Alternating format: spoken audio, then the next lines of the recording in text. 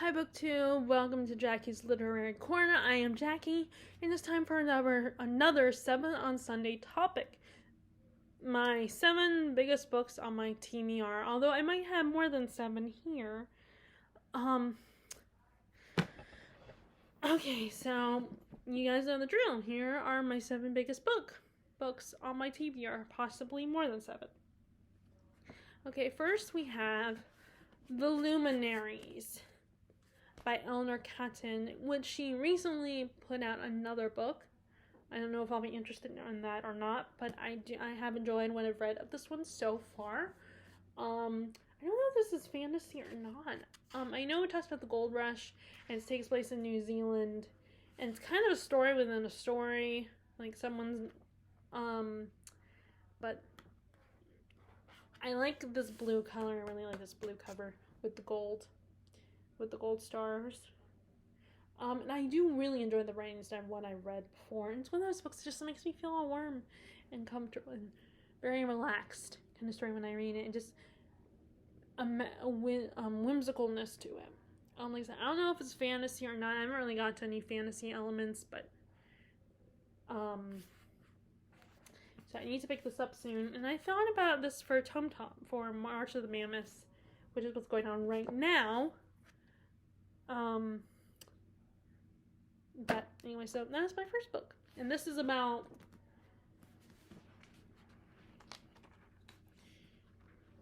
let's see.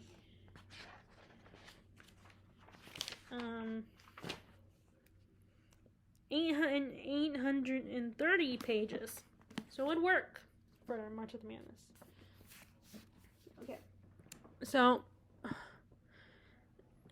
next is a book that I know is fantasy, and I've gotten pretty far in this, although I did start over with it. And another book just came out from this, a sequel to this one just came out, although I don't know if it's a continuation kind of series, but Priory of the Orange Tree by Samantha Shannon. Now, I've not read her other series yet. I don't know if I will or not. But this is a dragon fantasy. You have 2 kingdoms, and one of them worships dragons, and one of them fears dragons, but they both are afraid of this one particular dragon coming back. And the only thing that's keeping him from coming back is if there is an heir to the kingdom that worships dragons, I think. The kingdom that fears dragons, if the queen produces an heir, but she doesn't want to get married. And I think she's also gay, I believe. But yeah, and I really enjoyed it so far. I like the characters. I'm very intrigued by it, but you guys know this is a pattern with me, where if it's a book this size, then I'll start it, but then I'll put it down and not come back to it for a while. But this is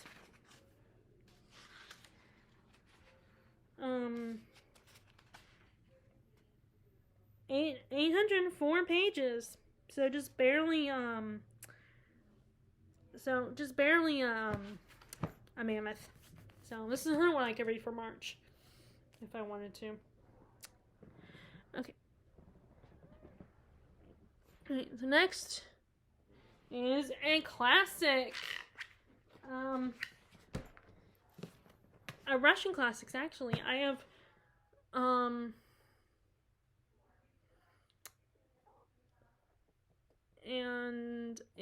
I have 2 Russian classics on this list. And that is War and Peace by Tolstoy, and I'm really enjoying this. I'm really like this. I like both the war and the stuff at home is really interesting for me personally. I mean, I can understand why the war stuff would get tedious. But yeah, I enjoy this. It's just, I'm also reading Anna Karenina,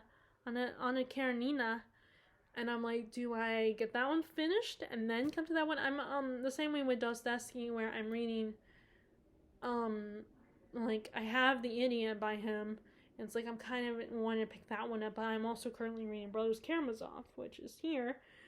So it's like, do I pick up this one and take a break with the other one, or do I finish the other one? It's just I'm caught between trying to decide which one I want to prioritize. And I feel guilty if I don't finish Anna Karenina, Anna Karenina. But then I just really kind of intrigued by continuing my reread of this one. And I love this edition. I love these cloth bounds. I know people say they're not readable, especially when you get your greasy fingers on here and then it eventually fades. But it's not like I'm going to be reading this book constantly, you know. I'm going to put it down a lot more, so it will take years before, you know, it starts looking all faded. And I personally don't care, you know. I mean, it's still kind of annoying when I hear that because I feel guilty. But I don't have the space, and I can't afford to have 2 copies and just have one for aesthetics. I can't do that. I don't have the space for that, so. But, yeah, so, and this one is about, let's see, how many pages? I don't understand why books always have those extra pages, extra blank pages. What's the point of it?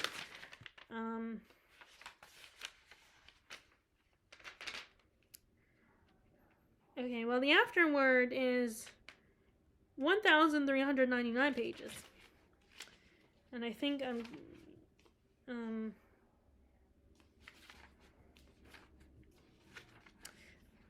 okay, that's all just notes. So I probably would skip that part anyway. All the notes where he explains things, what you just read essentially. While the epilogue ends at page 1,358. So it's in the 1,000-page mark. So that's probably the biggest. Although it might be bigger. I don't know. It or the Stand might be bigger than this. Or they might not. This might be bigger. I don't know. But, okay. So next we have, okay, here's the other Russian classic. And that is the Brothers Karamazov by Dostoevsky. It's about these 3 brothers who are very different from each other, and their dad's an asshole, and he ends up getting murdered, and they are his sons are the #1 suspects. There is a retelling that recently came out called the Family Chow. I don't know how close of a retelling that is, so I don't know if that's exactly what happens in the story.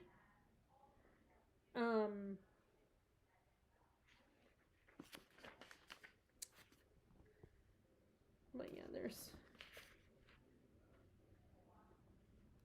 yeah, and I already did a little bit of annotating, underlining stuff in this one apparently. So, but I didn't use pencil, I used pen, it looks like. Which normally I don't like doing that because I'm worried I'm gonna mess it up. But I underlined a lot, so I don't remember why. But, I'll have to read back to it and see.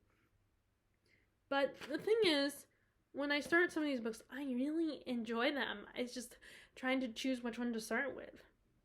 And then after a while, though, I want to put them down because I want to read something else. It's not as big of a commitment. So this one is about...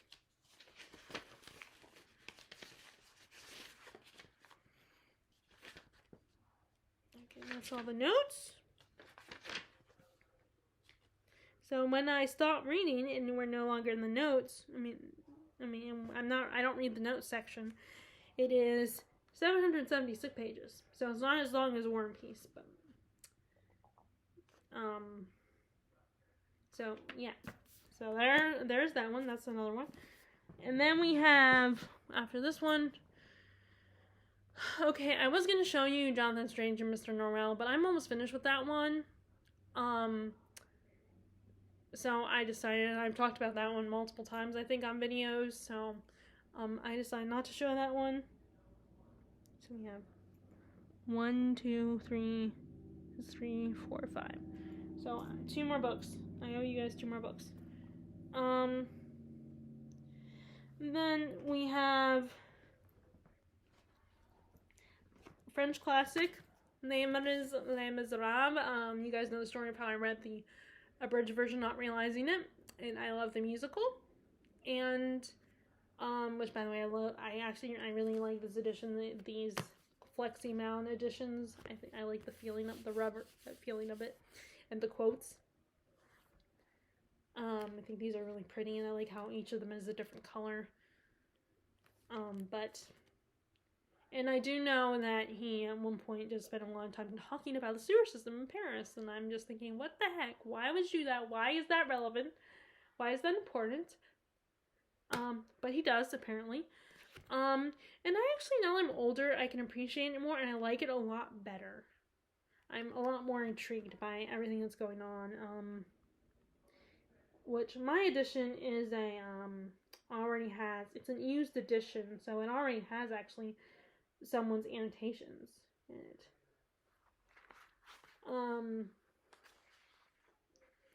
But when I like the priest that saves Valjean and gives him sanctuary and then redeems him, like, from all of his sins.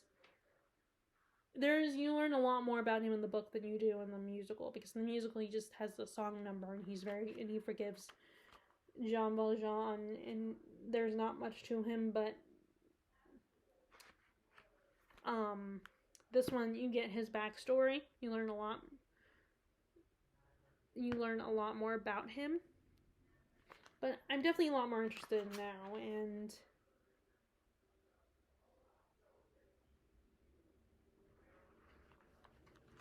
this is about, my biggest problem is I get sidetracked.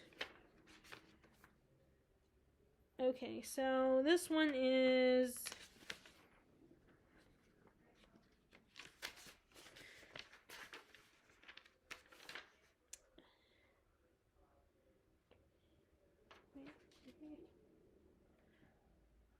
(1,263 pages.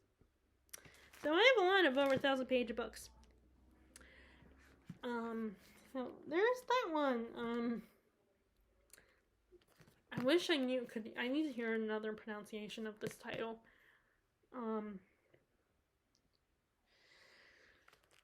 But there is that one, and then, oh crap, that's why I counted, because there was another one I forgot to show you, so I still do have 8 here to show you. So next we have one. This is a fantasy book, and I keep, every time all my favorite fantasy booktubers bring up this book, I feel so guilty and it drives me crazy, and I want to tune out because it makes me feel guilty. Realize that, okay, I need to pick up this book and continue with it. And that is Brandon Sanderson's Way of Kings. And as you can see, I got pretty far, and I love this book. It's just a big commitment. I have commitment issues with books this size. I mean, even with a fantasy book, apparently. And I just get distracted and feel like, and I'm sure people like my mom would tell me then stop buying books. Well, that's not going to happen. But I really love this book, although I couldn't really explain to you guys. I'm sure you've heard enough of an explanation from other big time fantasy readers on BookTube. But I do love this book, I really do. But I need to get back to it sooner rather than later. I waited too long and I need to continue with it. And finally finish it. So at this point, I don't care, I just need to finish it.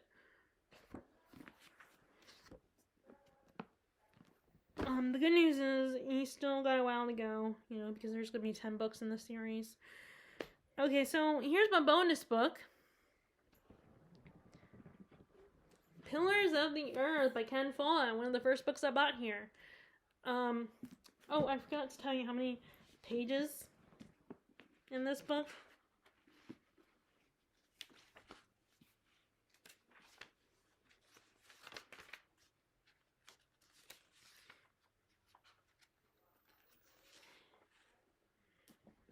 Okay, 1,001. 1,001 pages in this one. So the bonus book is Pillars of the Earth by Ken Follett. Now, like I said, I had given up on the previous series by him. I mean, this one I definitely made a little more progress on than The Fall of Giants. That's the Century Trilogy. And I just decided to walk away from that one. But I still enjoy this one. This is, I'm on chapter 6. And this is kind of about building a cathedral and the architect, the life of the architect who built it in his life. And then each book is about the next generation during, that's connected to this cathedral. And, and I am enjoying it, although there's something I'm definitely intrigued by the religious politics of the story. The only thing is, I am annoyed with the male lead a lot of times. At the moment, the way he treats his son, and treats this woman, the way he spoils his son, and treats the woman he falls in love with, her son, kind of pisses me off. And I appreciate that she walked away from him. But yeah, I'm definitely enjoying it. It's just, again, commitment. But yeah, this is about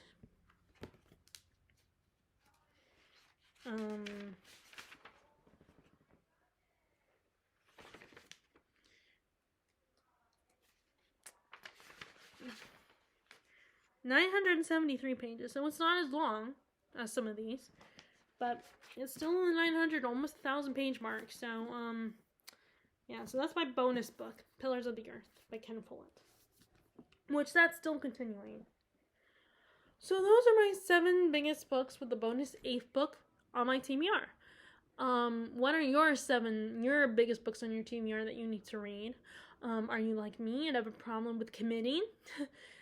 Feel free to share, because it would be nice to know that I'm not the only one who can't commit but still wants to read these big books.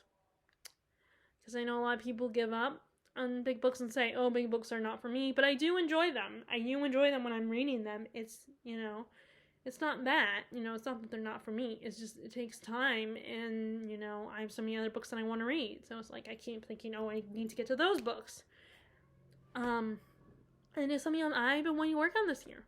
I'm not doing ideally, but I'm going to continue to work on it. Like,